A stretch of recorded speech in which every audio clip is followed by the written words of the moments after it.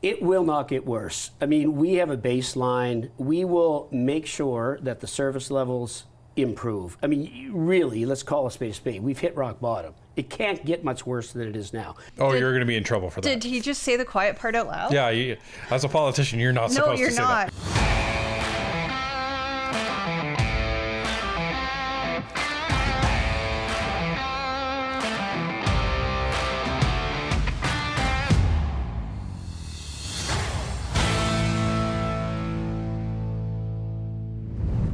Mark Carney made the mistake of sending Wayne Long to speak with Vashi Kapelos to try to explain how the Liberals are going to cut spending, not impact service, and spend all at the same time. After his rambling answers, surprising admissions, and suggestions that Canadians have faith in the Liberals, this may end up being the last time we see Wayne Long on legacy media. Let's take a look. Hi, Minister. Pleasure to welcome you back here to studio. Always great to see you, Vashi. I really appreciate you making the time. I have a number of questions about the CRA, but I did want to start off on your work with the Minister of Finance. Today, the Prime Minister said your government is, quote, focused on reducing unnecessary federal spending. Can you be explicit with Canadians watching tonight about what that does and doesn't include? I think it's incumbent on all of us. I think our government was elected on a mandate of fiscal restraint, fiscal responsibility. You know, Vash, even from my small business background, you know, I used to go line item by line item on my budget, especially on the expense side, making people rationalize the expenses, making people accountable for the expenses, seeing where you could squeeze a few dollars. Now, that was the hockey world, and obviously the political world has a few more zeros on it, but it's incumbent on us as a government that's led by Prime Minister Mark Carney to be fiscally responsible. So I'm absolutely convinced we can kind of hit that spot. We can get it right. We can be fiscally responsible. We can rein in some spending, and we also need to invest. And hopefully we'll talk about our major investments in national projects coming. Did you catch that? Yeah. Yep. As a government led by Mark Carney, because all these ministers, a lot of these MPs are the exact same people that were under Justin Trudeau. But we promise you Canadians, this time it's different. Right. Never mind the fact that Mark Carney was advising Justin Trudeau, not just since the fall of 2024, but since 2020, he was advising him. Now, Mark Carney can say, well, you know, all the good stuff that happened, yeah, that was my advice, and all the bad stuff that happened, that wasn't them taking my advice. That's basically what he's been trying to imply this whole time. But given that we just saw our economy retract yet again, and that people are warning that we are headed face first into a recession, never mind the fact that most Canadians probably feel like we're already in a recession and have been for about a year. I was going to say, I think most Canadians, if you ask them, would think that we've been in a recession since COVID, really. Right. And what did the government decide to do? Let's load the country with a couple million more people. That'll fix the problem. Oh, wait, no, it exacerbated the problem. So you have 10 years of these Liberals, but now we've gotten it right. Right, because now we're under Mark Carney. Hooray. What does striking that balance actually look like, though, is my question. And I'll tell you why I'm asking, because for years when the Conservatives were in opposition and they proposed the exact thing that your government is now saying it's going to do, I would consistently be asking, well, what are you going to cut? There are some major line items. It's not like you can just find efficiencies and close a $15 billion gap like your party's election platform said it would do over a 4-year period of time. So can you be straight with Canadians about what is and what isn't on the chopping block? I think everything is being reviewed, everything's being looked at. I think, as you would know, every minister, including myself, has been given the task of finding efficiencies in their departments. Again, it's incumbent on everybody who has a minister's position to look at their departments, see where there's duplication, see where there's inefficiencies, and come back and, I'm absolutely convinced we can do this. I'm absolutely convinced that we can be fiscally responsible. We can invest in our country. Let's be very, very clear. I mean, the ground underneath us has shifted. This is not the same country it was literally 6 months ago, a year ago. So I think it's incumbent on us. We need to get our fiscal house in order. I don't think there's anybody more qualified than Prime Minister Mark Carney to get that sweet spot right. And we will review, and we'll cut where we have to, we'll invest where we'll have to. And, I hear often, you're going to cut services, you're going to cut back the public service. We don't know that for sure. So we're about halfway through his answer. And you notice that Wayne Long is doing this a lot. He moves around a lot more than I do, and that's saying something. I'm guessing this is his nervous tick. This is his, all right, I have to figure out a way to land the plane. I have to figure out a way to land the plane. The plane's not landing. Plane's not landing yet. And he just goes on and on and on and on and on and on and on. And that's a problem because... Well, it makes it seem as if he's not being truthful. Well... That he's trying to spin this yarn for Canadians, and that, did they believe me yet? Maybe better spin a little more. Do they believe me yet? Spin a little more. Maybe that's not what he is doing, but that's what he's making it seem like. Pretty sure this is a one big long dodge, because Vashi asked a very simple question and he is giving a non-simple answer. Not prejudge the review. Let's go through the review. Let's see what departments submit. Then obviously from finance, Minister Champagne and his team, along with myself, we'll look at, department by department, project by project, program by program, and say, okay, what do we need? What don't we need? We're Liberals. We believe in investing in social programs. We believe in investing in Canadians. I believe some of the transformational programs we brought forward, whether it's the Canada Child benefit, dental care, daycare, school food programs, we believe in investing in Canadians. So I just want to pause here, and the only thing I'm going to say is, remember that he said that. Remember that he said, well, we're Liberals. We did all these amazing things, and we stood up all of these programs, and we invested in Canadians. We did all these things. Just remember that, because we're going to come back to it. But we also believe in building a strong economy. If we build a strong economy, we can do the things we want to do to invest in our country. I mean, like I've said to you before, we should always be judged in government by how we treat the most vulnerable. We have a lot of challenges from coast to coast to coast. We're not going anywhere. We're not going to turn our backs on the climate. We're not going to turn our backs on children. We're going to make sure that we invest in families. That being said, we're going to invest in national projects. We need to grow our economy. It's vital to the future of our country. I have to respectfully challenge some of what you laid out and sort of your pushback on why assumptions are being made. When you say, for example, we're not going to turn our back on the climate. Well, in the past few days, I haven't been able to find either the Prime Minister or a single minister who will say we will continue to try and meet the 2030 targets that we laid out. When you say that you're not going to cut public services, last week the Finance Minister was asked explicitly, will this involve cuts? And he did not say no. Right. Right? Like those are things that happen. And against the backdrop of your party promising in the campaign, I'm going to read it for you word for word. We will bring revenues in line with total operating spending and eliminate this gap, currently estimated about $15 billion a year by budget 2028. Mm-hmm. You do not get to $15 billion a year by simply capping the public service at $70 billion a year of spending. You just can't get there. The math doesn't add up. So unless you specify what you're actually going to do other than strike a balance, are Canadians not to assume the things I just laid out? I mean, bang. Wayne Long spent 4 minutes in his long diatribe of an answer, and Vashi's like, example 1, done. Example 2, done. Example 3, done. Math doesn't add up. How are you going to get there? Well, because the math doesn't add up. It doesn't. It doesn't, especially since CD Howe, and I go back to this, in the beginning of August, CD Howe Institute put out their analysis, and they were projecting a $92 billion deficit. This is 50% higher than Chrystia Freeland's fall economic statement that she resigned over last fall, and none of the Liberals had the courage of even presenting it to the House of Commons. Right, because it was 50% beyond the $40 billion guardrails that Justin Trudeau and Chrystia Freeland had initially set in place. Right. So, tell me another one.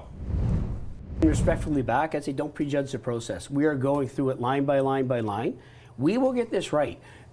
Those that are like, oh, the Liberals are going to slash and burn these programs and that program. That's not certainly what the indication I'm getting. That's not how I feel. I know that's not how Minister Champagne feels. We will get it right. But how do you get to austerity? Like the Prime Minister characterized the budget as austerity. If a Conservative said austerity, would your constituents not say, oh my gosh, which program do I rely on? Are they going to cut? Sure. And you're not saying I won't. I would say fiscal responsibility. I think we were elected on fiscal responsibility. I think the Prime Minister has said time and time again, it's time to get our financial house in order. The Prime Minister has also said a lot of the growth in spending over the last 7 to 8 years was not sustainable. So I don't think there's a Prime Minister better suited for the job. I don't think there's a Prime Minister with the better qualifications. We will get this right. I do. His name is Pierre Poilievre. Well, and I want to return to that previous point that he was making. Well, we've invested in all of this stuff. We have the school food program. We have dental program. We have this and we have that. And now he's saying, well, Prime Minister Mark Carney and all of us agree that all the stuff over the last 7 years was completely unsustainable. Well, it's a good thing. It's a good thing we have a brand new government with brand new MPs, because it would be a shame to be able to show this. Are you worried at all about the deficit? That sounds like it's going to get bigger. Is that a concern for you? Look, that's a question I'd suggest you put to Minister Freeland. What's been most important to me over the course of my time as a member of Parliament, and in fact I've had the opportunity to serve as a parliamentary secretary in the finance portfolio before I was appointed to cabinet, is that we're growing the economy faster than we're growing the national debt. When you have an opportunity to make investments that will deliver a higher rate of growth than the impact on the deficit would be, you have an opportunity to fundamentally leave people better off over time. When you grow the economy, you have the financial means to invest in things like pharmacare and dental care, to invest in things like child care, but also to then make the investments that are going to help grow the economy as we transition to a new and green economy, as the world is seeking goods that are manufactured with lower emissions. We have an opportunity to grow our manufacturing base here in Canada, including in my home province, where we are export-oriented but have a skilled labor force. So from my perspective, the most important thing is that we're operating in a sustainable fiscal framework that allows us to make those investments as a result of the economic growth that our policies deliver. So that wasn't yesterday. That was last year. That was before the Carney government. This is during Trudeau's time. We are operating under a sustainable fiscal platform as a result of the policies that we've put into place. Well, we knew that they weren't last time, and we know that they aren't this time. And keep in mind, to the Trudeau government, sustainable was a $40 billion deficit every year. And we're not done. So let me sort of restate for clarity.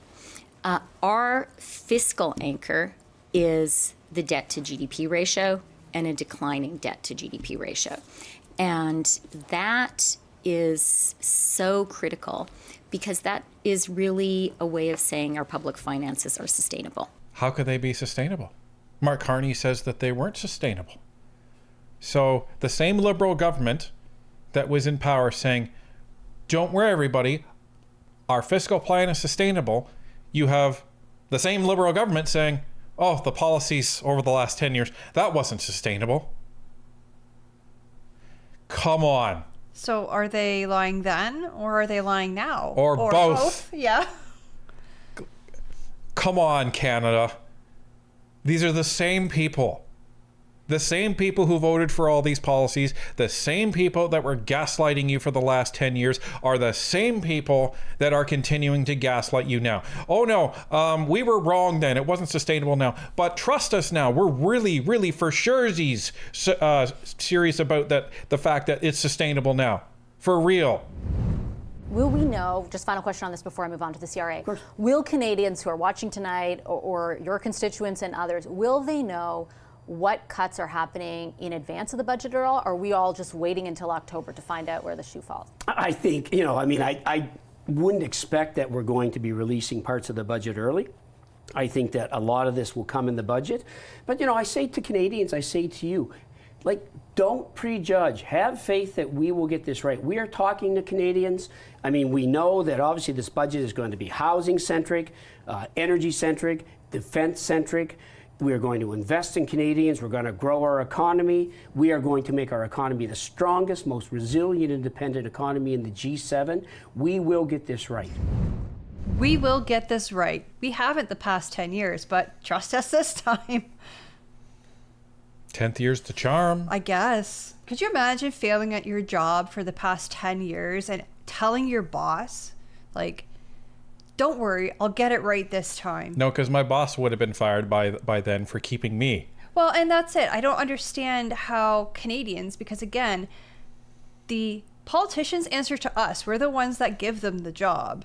How they can come to us and say, oh, sorry, we screwed up the last 10 years, but we'll get it right this time. Like, just imagine every single time, oh, it wasn't us, it was COVID. Oh, it wasn't us, it was Donald Trump. Oh, it wasn't us, it was the global economy. Oh, okay, so what we're hearing from the Liberal government is you have zero control over your country. The rest of the world does.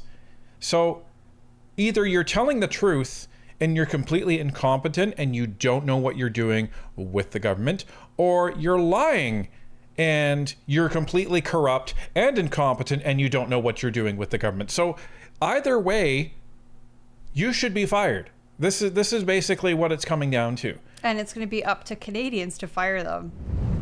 Here's perhaps one reason why Canadians might think you might not get it right. Sure. The Union of Taxation Employees says over 3,000 jobs have been cut at the Canada Revenue Agency since last fall, including a decision not to renew the contracts of 1,300 call center employees. Is that not an example of trying to find cost savings and there ultimately being a negative impact on Canadians? And now, all these days later, you're saying, in 100 days things will be better, and you're rehiring people or extending contracts. We are. I mean, obviously, you just referred to the 800 positions that we just extended through to the next tax season.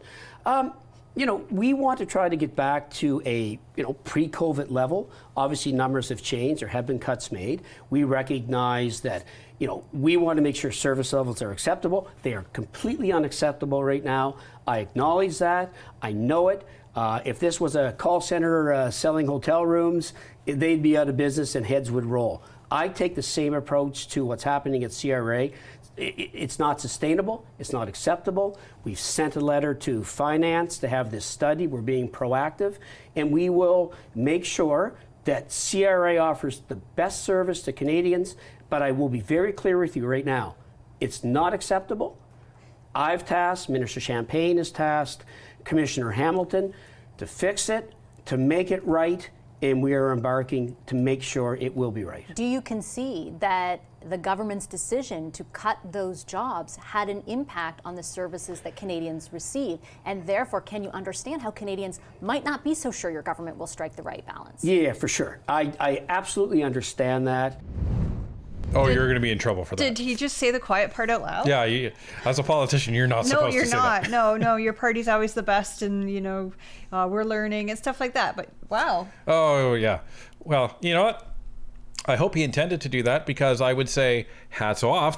This may be the first time the Liberals actually admitted they screwed up. I was going to say props for being honest. But I don't think his party's going to be happy with him for being honest. Probably not. But this is what we're hearing, right? Oh, so you fired a bunch of employees, service levels got even worse, and then you said, oh crap, we better rehire 800 of those 1,300 that we sent packing. And so now you're probably going to have to turn around and hire those people for even more money, because they're like, you just fired me. Why should I come back? Okay, well, we'll give you a few more dollars an hour. Fine, I'll come back.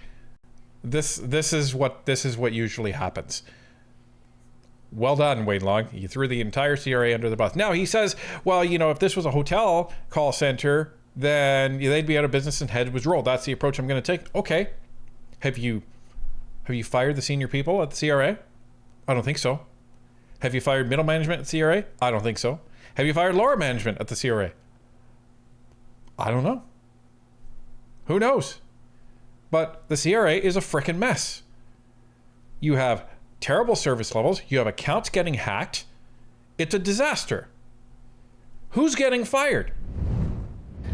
That's why we, have halted the 800 positions. That's why we're looking at reassigning. We're looking at, scheduling of calls. We're looking at different steps and measures that will make this right. The service levels, point blank, straight up, are unacceptable. Canadians deserve better. Small businesses deserve better. Let's not forget, I was a small business person before I got into the political world. I've been on the other side of that fence, you know, being on hold for CRA. It's not fair, it's not acceptable. Again, if this was a private business, heads would be rolling. So we've My passed, point is, though, like, the government is one of those heads. Like, not to speak too metaphorically, Yeah. but like, your government made decisions. You were a part of that government. I understand that there is a new prime minister, but Yeah. he is talking about possibly cuts, adjustments to the public service that Yeah. ultimately could have an impact on the services, like through the CRA, Yeah. that Canadians benefit from it. How can you assure Canadians it won't get worse if you plan to make more of those cuts, or have you ruled that out? it will not get worse. I mean, we have a baseline. We will make sure that the service levels improve. I mean, really, let's call a spade a spade. We've hit rock bottom. It can't get much worse than it is now. That instills confidence in me as a Canadian.